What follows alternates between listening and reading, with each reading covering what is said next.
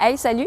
Mon nom est Nadine Caron, je suis éducatrice canine, consultante en comportement et cette capsule est une présentation de Prévention Sud-Ouest.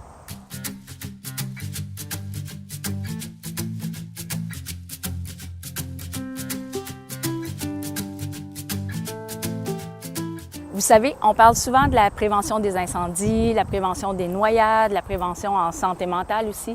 Bien, moi, je vous parle de la prévention des morsures. Comment approcher un chien de façon sécuritaire?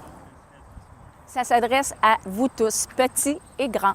Que vous ayez un chien ou pas, les chiens se retrouvent partout. Il y a notre chien et il y a le chien des autres aussi. Bien souvent, il y a ceux qui aiment les chiens et il y a ceux qui ne comprennent pas ceux qui aiment les chiens.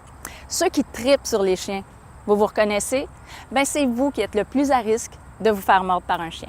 Particulièrement les enfants, en bas de 12 ans. On ne doit jamais laisser un enfant seul avec un chien et l'adulte doit comprendre qu'il a toute la responsabilité de l'interaction qu'il va y avoir entre l'enfant et le chien. Un petit truc, à chaque fois qu'on appelle un chien pour qu'il vienne à nous, ce qu'il faut toujours faire, plutôt que d'aller vers le chien, on va avoir un petit mouvement de recul. Ça donne le réflexe au chien de nous approcher. Juste de reculer un petit peu. Je vais essayer de vous montrer. Attends. Tout comme nous, les chiens ont des émotions, une personnalité, avec des choses qu'ils aiment et des choses qu'ils n'aiment pas. Donc, on ne peut pas comparer un chien à une arme. Une arme, c'est un objet. Un chien, c'est un être vivant avec des comportements complexes. Elle n'approche pas. C'est pas un bon moment pour faire connaissance. C'est pas un bon moment pour interagir. Et c'est pas un bon moment non plus pour se présenter en sortant le poing pour se faire sentir. Parce qu'elle pourrait vraiment le prendre comme un signe menaçant pour elle, puis elle pourrait réagir plus fortement. Ça va, Bardo? Oui!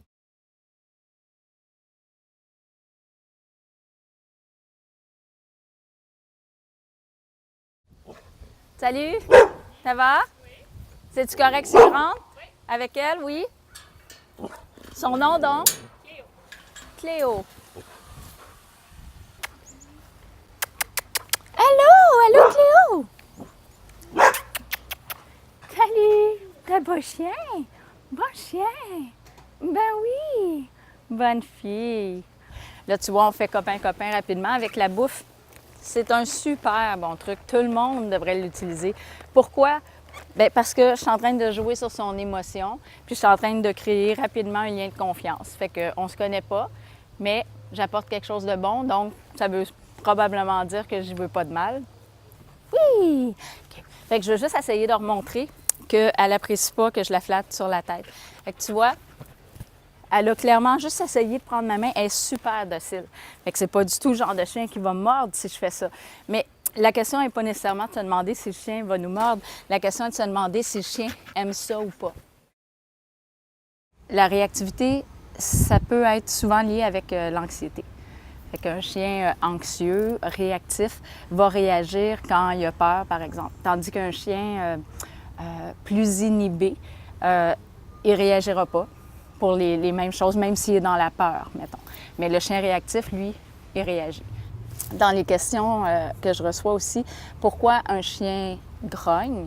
En fait, le chien qui grogne, il est en train de dire « pardon », mais dans la situation présente, là, je me sens pas bien. Pourrais-tu, s'il te plaît, reculer pour me laisser de l'espace? C'est de l'espace qu'ils ont besoin. Le chien qui grogne est en train de dire « t'es trop près de moi ». À partir du moment où on lui laisse de l'espace, le chien se sent de nouveau en sécurité, puis il arrête de grogner.